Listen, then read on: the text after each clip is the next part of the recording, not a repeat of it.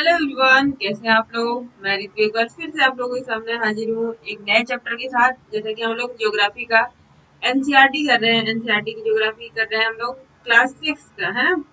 तो उसी क्रम में आगे बढ़ते हुए हम देखते हैं कि आज आज जो है चैप्टर 4 करेंगे हम लोग। चैप्टर 4 जो मानचित्र है, ठीक है, एनसीईआरटी क्लास 6 मानचित्र करेंगे। ये मानचित्र जो मैप है वो दोस्तों क्या चीज है, मैप, है ना।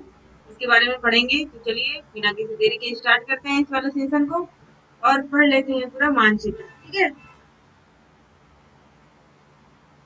तो आपने जो पिछला वाला चैप्टर था उसमें हमने पढ़ा था, क्या पढ़ा था हमने, जल्दी से बताइए आप लोग। हमने पढ़ा था ग्लोब के बारे में पढ़ा था, और पृथ्वी की गतियां के बारे में पढ़ा था, है ना। पृथ्वी की जो गति है वो कौन सी, घूर्णन, परिक्रमण, ये सारी चीजें पढ़ा था। इसके बाद आज हम लोग पढ़ेंगे मानचित्र, ठीक है। मानचित्र, जब हम पृथ्वी के केवल एक भाग जैसे कि अपने देश, राज्यों, जिलों, शहरों तथा गांवों के बारे में अध्ययन करना चाहते हैं तो जो ग्लोब है वो हमारे लिए उतना उपयोगी नहीं होता है जितना कि जो मानचित्र होता है ना। इसलिए हम लोग मानचित्र के बारे में क्या है जान लेते हैं कि मानचित्र क्या होता है। मानचित्र होता है दोस्तों, मानचित्र जो है पृथ्वी की सतह या इसके एक भाग का पैमाना के माध्यम से चपटी सतह पर खींचा गया एक चित्र है, ठीक है ना। मानचित्र क्या है, एक है जो पृथ्वी है इसकी सतह पर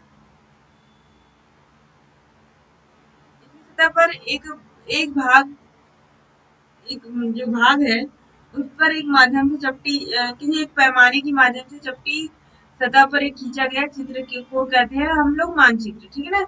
लेकिन एक गोलाकार सतह को पूरी तरह से चपटा करना असंभव है। मानचित्र हमारी विभिन्न जरूरतों के लिए आवश्यक है। जो भी जितनी भी जरूरतें हैं ना मानचित्र में, हम देखते हैं कि कौन सा देश कहाँ है, कौन सा राज्य कहाँ है, कौन सा जिला कहाँ है। मानचित्र के द्वारा हम लोग इन सारी चीजों का हमें क्या है ज्ञान प्राप्त होता है, ठीक है ना बच्चों। इसके बाद देखते हैं जो मानचित्र होते हैं वो कुछ छोटे मानचित्र होते हैं तो कुछ बड़े मानचित्र होते हैं। जैसे कि कुछ जो मानचित्र होते हैं फिजिकल, आपने देखा होगा फिजिकल मानचित्र होते हैं, है ना। फिजिकल मैप, पॉलिटिकल मैप, अलग अलग मैप होते हैं। इस तरीके से मानचित्र हम लोग आगे पढ़ेंगे। जब इसे मानचित्रों को एक साथ रख दिया जाता है तब यह एटलस बन जाता है, ठीक है। ये एटलस बन जाता है। एटलस होती है ना, आपकी एटलस बुक होती होगी अपने एटलस, है ना। तो वो क्या है, जब बहुत सारे मानचित्रों को एक साथ रख दिया जाता है तो उसे एटलस कहा जाता है। एटलस जो है विभिन्न प्रकार के अलग अलग पैमानों से खींची गई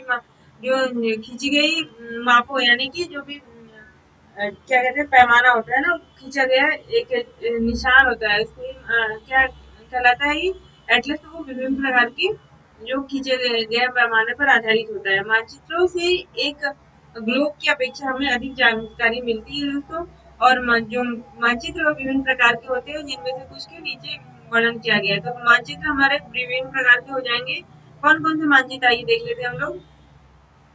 भौतिक मानचित्र, भौतिक मानचित्र है पृथ्वी की प्राकृतिक आकृतियों जैसे पर्वतों, पठारों, मैदानों, नदियों तथा महासागरों इत्यादि को दर्शाने वाले को हम लोग भौतिक मानचित्र कहा जाता है, ठीक है ना। जैसे कि आप लोग मानचित्र मैप है उसमें देखेंगे कि नदी कहाँ है ना।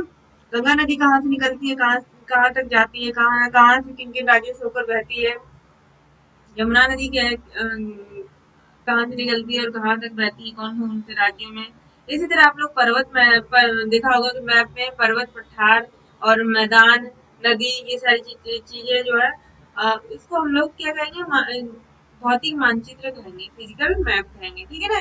और इसी तरह से राजनीतिक मानचित्र होता है जो कि राज्यों, नगरों, शहरों, गांवों और विश्व के विभिन्न देशों व राज्यों तथा उनकी सीमाओं को दर्शाने के लिए राजनीतिक जो है मानचित्र यानी कि पॉलिटिकल मैप की जरूरत होती है, ठीक है ना। तो दो प्रकार के मानचित्र देख लिया हमने। और एक तीसरा प्रकार का मानचित्र होता है फ्रेंड, देखिए थीमेटिक मानचित्र, है ना। थीमेटिक यानी कि कुछ मानचित्र विशेष, जो कुछ मानचित्र होते हैं वो विशेष जानकारियां प्रदान करते हैं। जैसे कि सड़क मानचित्र होता है, वर्षा मानचित्र होता है ना। वन उद्योग आदि के वितरण दर्शाने वाले मानचित्र होते हैं। इस प्रकार के मानचित्र को थीमेटिक मानचित्र कहा जाता है। तो क्वेश्चन आएगा कि थीमेटिक जो मानचित्र है उसमें क्या होता है। उसमें जो सड़क है, सड़क मान मैपिंग होती है, जो वर्षा की मैपिंग होती है, और वन वगैरह वन है जैसे किसी देश में, और किसी देश में उद्योगों का वर्णन करना होता है, तो इस थीमेटिक मानचित्र के जरिए क्या होती है, इसकी गणना की जाती है, ठीक है ना, इसको बताया जाता है। और मानचित्र के जो है 3 घटक होते हैं, दिशा, दूरी और प्रतीक, ठीक है ना, इसको याद रखेंगे आप लोग, दिशा, दूरी और प्रतीक। जो दूरी है, मानचित्र एक आरेखन होता है, मतलब आरेखन मतलब समझ रहे हैं आपको क्या होता है? आरेखन मतलब कि किसी चित्र की कल्पना करना है, ठीक है ना, उसका एक चित्र बना देना, उसे ही आरेखन कहते हैं, जो कि पूरे विश्व या उसके भाग को छोटा करके कागज के पन्ने पर दर्शाता है ना। मानचित्र एक आरेखन है, एक चित्र है जो कि एक पन्ने पर दर्शाता है, उसको छोटा करके, उसके पूरे जो जितना भी पूरा विश्व तो बहुत बड़ा हो जाएगा ना, तो उसी को छोटे कागज पर पन्ने पर दर्शाने की यह प्रक्रिया ही क्या कहलाती है? मानचित्र कहलाती है ना, दूरी। और लेकिन इसकी सावधानी से छोटा किया जा सकता है ताकि स्थानों के बीच दूरी वास्तविक रहे, ये भी होता है, ठीक है ना।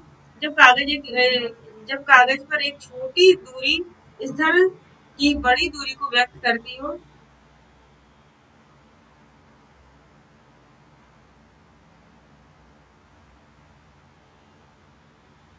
इसलिए जैसे कि यह तभी संभव हो पाएगा जबकि छोटी दूरी स्थल की जो है बड़ी दूरी को व्यक्त करता हो, तभी ये संभव हो पाएगा। इसलिए इस उद्देश्य के लिए एक पैमाना चुना जाता है, और पैमाना जो है स्थल का वास्तविक दूरी बताता है, और मानचित्र पर दिखाई गई दूरी का अनुपात होता है, ठीक है ना। उदाहरण के लिए देखिए, उदाहरण के लिए क्या कह रहे हैं, उदाहरण के लिए आपके विद्यालय एवं घर के बीच की दूरी 10 किलोमीटर है, 10 किलोमीटर है, जिसे कि आपके मानचित्र में 2 सेंटीमीटर की दूरी से व्यक्त किया गया होगा। तो इस तरह से क्या है, देख सकते हैं कि जो है मानचित्र में जो वास्तविक दूरी होती है उसको मतलब दर्शाने के लिए एक छोटी दूरी व्यक्त किया जाता है, ठीक है ना।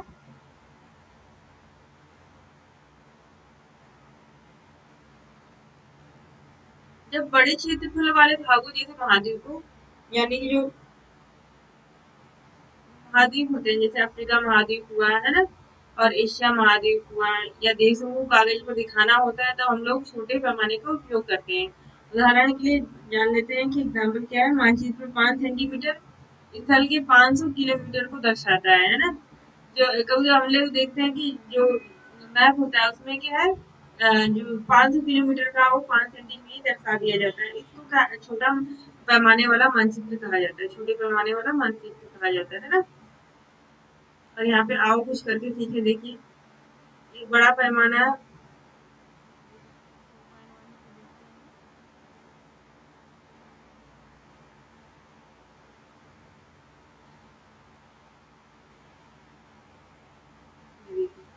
सामुदायिक केंद्र है,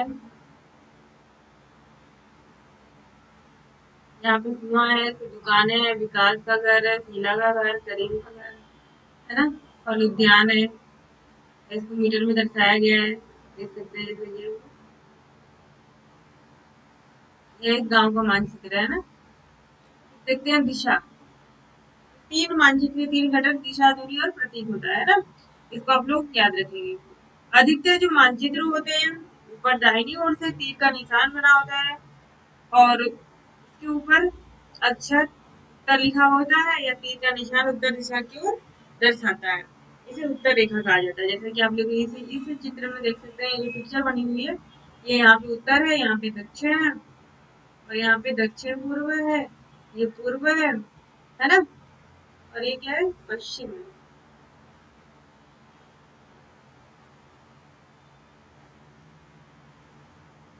जैसे कि यह तीर निशान उत्तर को दर्शाता है, इसे उत्तर रेखा कहा जाता है। जब आप उत्तर के बारे में जानते हैं तब आप दूसरी दिशाओं जैसे पूर्व पश्चिम के बारे में भी पता लगा सकते हैं, है ना। और जो 4 प्रमुख दिशाएं हैं, उत्तर, दक्षिण, पूर्व और पश्चिम, वे वे क्या कहा जाता है, प्रधान दिग बिंदु कहे जाते हैं। इसको ध्यान में रखिए कि ये क्वेश्चन पूछा जाता है आपके एग्जाम में, एग्जाम के पॉइंट ऑफ से बहुत इम्पोर्टेंट है कि जो द्विग बिंदु द्विग बिंदु किसे कहा जाता है, द्विग बिंदु इन्हीं 4 दिशाओं को कहा जाता है, उत्तर पूर्व, पूर्व पश्चिम, उत्तर एंड दक्षिण को, है ना। और इनसे भी 4 दिशाएं निकलती है, जैसे उत्तर पूर्व हुआ, दक्षिण पूर्व हुआ, उत्तर पश्चिम हुआ और दक्षिण पश्चिम हुआ, ठीक है ना। और जो मैप है इससे क्या हम लोग इन बिंदुओं से क्या हम लोग क्या डायरेक्शन पता लगा सकते हैं कि कौन सी जगह किस साइड है। फिर दिक सूचक देखो दोस्तों, ये क्या है, आपका कंपास को दिक सूचक कहा जाता है, इसको आप लोग ध्यान में रखेंगे। है ना, कभी कभी सीटेट में पिछली बार पूछ लिया गया था दिक सूचक के बारे में, आपको ये क्वेश्चन बनता है।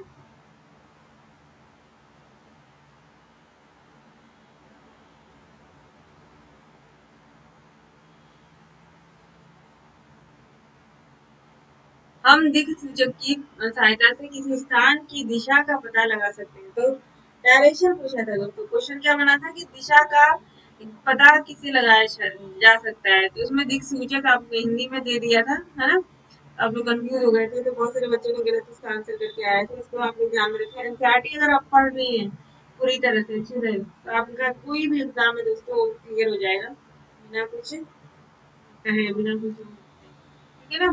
तो आप लोग एनसीईआरटी को अच्छे से पढ़िए और जानिए कि हमने बचपन में तो पढ़ा नहीं था, क्योंकि हम उस टाइम तो खेलने कूदने में लग गए थे, हमने अच्छे से एनसीईआरटी पढ़ी नहीं, तो अब पढ़नी पड़ रही है दोबारा से, है ना। इसलिए आजकल के बच्चों को हम लोग समझाते हैं कि आप लोग अच्छे से पढ़िए, लेकिन इस टाइम ध्यान कहाँ रहता है, इस टाइम तो खेलने की पड़ी रहती है हमेशा, ये खेल लिया जाए, गेम खेल लिया जाए, इसमें पार्टिसिपेट कर लिया जाए, तो बच्चे ध्यान से पढ़ते नहीं है, एनसीईआरटी बड़े होकर वही फिर पढ़नी पड़ती है हमें। अच्छे से एनसीईआरटी पढ़िए, रट जाएंगे इसको।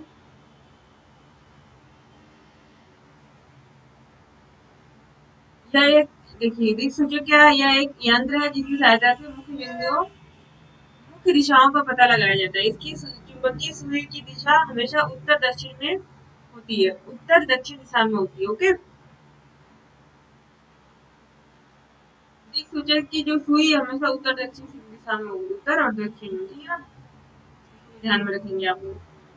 प्रतीक, प्रतीक क्या चीज है भाई,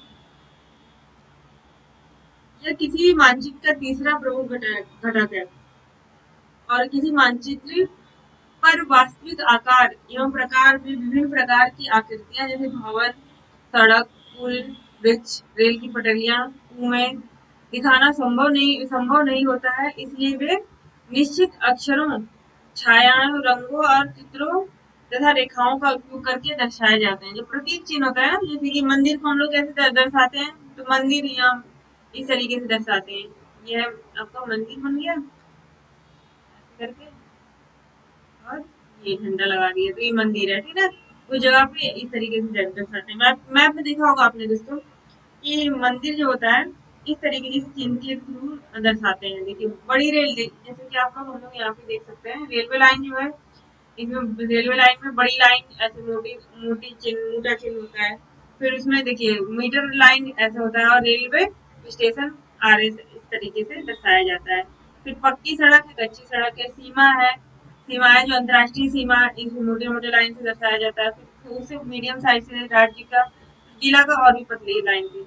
नदी, देखिए नदी इस तरीके से नीला नीला दर्शाया जाता है। फिर तालाब है, तालाब को ऐसा गोल सा दर्शाया जाता है। फिर क्या है, नहर है, नहर को इस तरीके से दर्शाया जाता है। और इसके बाद क्या है आपका, कुआं तालाब हो गया, नदी कुआं तालाब, नहर है, ठीक है। और ये क्या है, पुल है। और देखिए मंदिर इस तरीके से, गिरजाघर और मस्जिद है, आपका छतरी इस तरीके से दर्शाया जाता है। इसको भी ध्यान में रखेंगे, मानचित्र के जो प्रतीक चिन्ह है इस तरीके से हम लोग क्या है, पेड़ घास है, हरी हरी घास लगा दी और पेड़ है ना।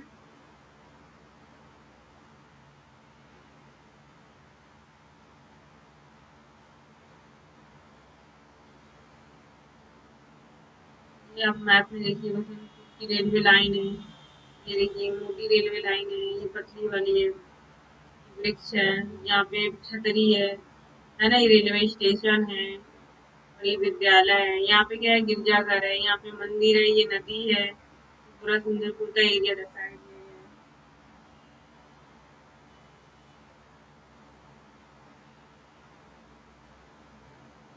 और नदी किस, क्वेश्चन पूछ लिया इसने कि नदी किस, बच्चों ये जो है नदी किस दिशा में बह रही है, बताइए आप, नदी किस दिशा में बह रही है। अभी हमने ऊपर पढ़ा था कि पूरब पश्चिम उत्तर दक्षिण, ये पूरब है, ये पश्चिम है, ये उत्तर है ना। ये किस दिशा में बह रही है? ये तो आपकी इस वाली दिशा में बह रही है। कौन सी? दक्षिण पश्चिम में, है ना। डुमरी, नेक्स्ट क्वेश्चन क्या है? डुमरी के गांव के पास किस प्रकार की सड़क गुजरती है? किस प्रकार की सड़क गुजरती है? ये देखिए डुमरी गांव के पास ये वाली सड़क है। मैंने कहा ये देखिए सड़क जो है कच्ची सड़क है। कच्ची सड़क, कुछ पक्की सड़कें हैं, कुछ कच्ची सड़कें है ना। ये इस तरीके से आप लोग पता लगा सकते हैं। विभिन्न रंगों का उपयोग भी इस उद्देश्य से किया जाता है कि जैसे कि जलाशयों के लिए भूरा रंग है, पर्वतों के लिए। ये भी क्वेश्चन में पूछा जाता है कि भूरा रंग जो है किसके लिए यूज किया जाता है? पीला रंग पठार के लिए, और हरा रंग है मैदानों के लिए दर्शाने के लिए। रेखा चित्र की बात करें तो रेखा चित्र एक आरेखन है जो पैमाने पर आधारित न होकर याददाश्त या स्थानीय प्रेक्षण पर आधारित होता है। कभी कभी किसी क्षेत्र के कच्चे आरेखन की आवश्यकता वहाँ के एक स्थान को दूसरे स्थान के सापेक्ष दिखाने के लिए होती है। तो कच्चा स्थान होता है दोस्तों, उसको दिखाने के लिए होती है जो रेखा चित्र है, ठीक है ना। मान लीजिए कि आप अपने मित्र यानी कि अपने दोस्त के घर जाना चाहते हैं, लेकिन आपको जानकारी नहीं है। तो आप अपने मित्र, तो आपका जो मित्र है ना, आपका दोस्त है, अपना घर का रास्ता बताने के लिए एक कच्चा आरेखन बनाकर, मतलब कच्चा आरेखन यानी कि वो एक डायरेक्शन बनाकर आपको देगा कि आजकल तो मैप के थ्रू, मतलब गूगल मैप के थ्रू आप लोग क्या है कहीं भी आ जा सकते हैं बहुत इजीली। लेकिन जो रेखा चित्र है उस टाइम पे बहुत ही काम आता है। कभी कभी जहाँ भी नेटवर्क की सुविधा नहीं होती, यानी कि नेट नहीं होता है, वहाँ पे क्या है आरेखन का ही यूज किया जाता है, ठीक है ना। इसकी सहायता से जो कच्चा आरेखन खींचा जा सकता है, और इसे रेखाचित्र मानचित्र कहते हैं। जैसे कि आपका दोस्त है, ठीक है ना, बहुत दूर रहता है, तो आपको जाना है उसके घर। तो क्या करेंगे? आप अपने दोस्त को कहेंगे कि भाई मुझे ये रास्ता बता दो कि कैसे कैसे आना है। जैसे कि आपको दिल्ली से जाना है कहाँ? मुंबई, है ना। तो वो पहले मतलब कच्चा आरेखन बनाएगा, यानी कि रास्ता बताएगा आपको। एक रफ सीट ले लेगा और उसको बताएगा कि पहले भाई दिल्ली आना है, दिल्ली रेलवे स्टेशन पे आना है, इसके बाद तुम्हें कहाँ जाना है, वहां से आपको आगे रास्ता कहाँ जाना है, दिल्ली से आप आएंगे नीचे, ठीक है ना। इसी तरह से रेखा चित्र बना के तो वो बता देगा आपको। तो इसी को रेखा चित्र मानचित्र कहा जाता है। ओके। खाका, खाका क्या होता है? बच्चों, खाका जो है एक छोटे क्षेत्र का बड़ा पैमाने पर खींचा गया रेखा चित्र है। यानी कि कोई, मतलब जैसे कि आपका छोटा क्षेत्र है, मान लीजिए आपका जिला है ना, जिला के जिला है, आपका गांव है, आपका घर है, तो उसमें जो भी उसके जो रास्ता दिखाने के लिए जो खींचा गया क्या है? चित्र, यानी कि रेखाएं हैं जो, उसको ही खाका कहा जाता है, ठीक है ना। उसका अगर आप मैप तैयार करते हैं तो वही खाका कहलाता है, ठीक है। जैसे कि आप बड़े पैमाना है जो, उसमें हम लोग मानचित्र से बहुत सारी जानकारियां प्राप्त होती है, लेकिन कुछ चीजें होती है जिन्हें हम कभी कभी जानना चाहते हैं, लेकिन कमरे की लंबाई और चौड़ाई जिसे मानचित्र में नहीं दिखाया जा सकता है, उस समय हम लोग बड़े पैमाने वाला रेखा चित्र खींच सकते हैं, जिसे खाका कहा जाता है ना। अब कर लेते हैं हम लोग कुछ अभ्यास के प्रश्न, जो कि आपकी स्क्रीन पर ये रहे। पहला क्वेश्चन है दोस्तों,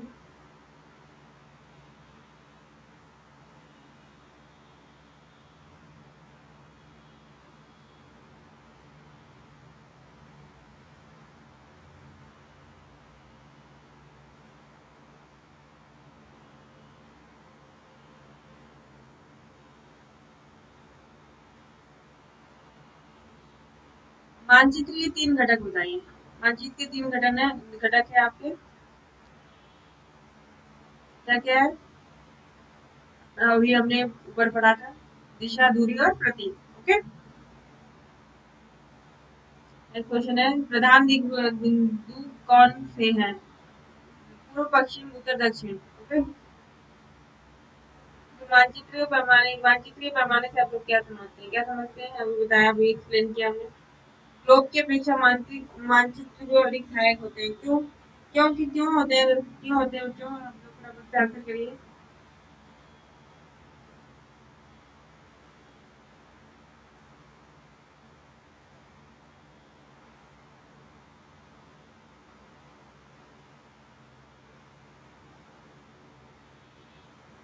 क्योंकि जो ग्लोब है उसमें हम लोग क्या, उसकी सहायता से क्या है, बड़े बड़े चीजों को देख सकते हैं, लेकिन छोटी छोटी चीजें हैं जैसे कि देश, राज्य, इसको हम लोग केवल क्या है, मानचित्र की सहायता से ही क्या कर सकते हैं, आसानी से जान सकते हैं। ठीक है, कौन सा देश कहाँ है, कौन सा देश किस दिशा में है, या फिर छोटे छोटे राज्य देशों के बारे में हम लोग अच्छे से जानते हैं।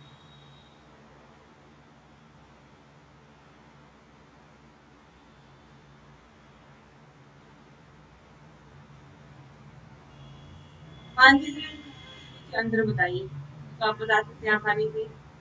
कौन सा मानचित्र है जो विस्तृत जानकारी प्रदान करता है, कौन सा मानचित्र विस्तृत जानकारी प्रदान करता है, ये आप लोग आसानी से बता सकते हैं।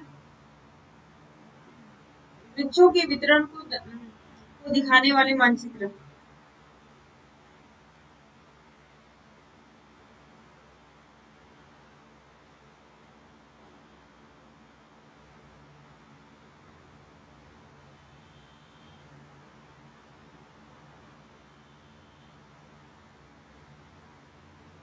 वृक्ष का वितरण दिखाने वाला चित्र कौन कौन सा है, ये थीमेटिक होते हैं। ठीक है, वृक्ष वृक्ष जिसमें बताया जाता है थीमेटिक होते हैं। नीले रंग का इस्तेमाल किसके लिए किया जाता है, जलाशयों के लिए। दिक् सूचक का उपयोग किसके लिए किया जाता है, दिक् सूचक का जो उपयोग दिशा का पता लगाने के लिए ना, मुख्य दिशा का पता लगाने के लिए किया जाता है। पैमाना आवश्यक है किसके लिए, पैमाना किसके लिए आवश्यक है, ये आवश्यक है आपका मानचित्र के लिए। ओके, तो ये है आपके सारे क्वेश्चन।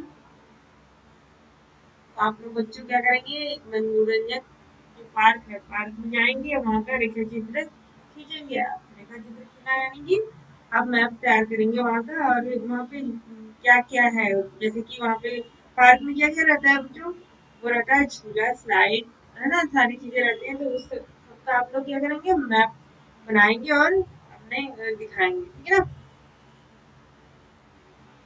जो एक्टिविटीज करने को दिया है, ये होता है हम लोग का चैप्टर कंप्लीट। ठीक है, मानचित्र।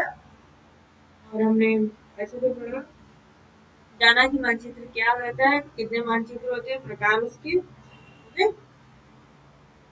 ऐसे करती हूँ आप लोगों को समझ में आ गया होगा, है ना। नेक्स्ट चैप्टर में, नेक्स्ट वीडियो में कंप्लीट करने वाले हैं फटाफट से। चलिए, आज के लिए इतना ही।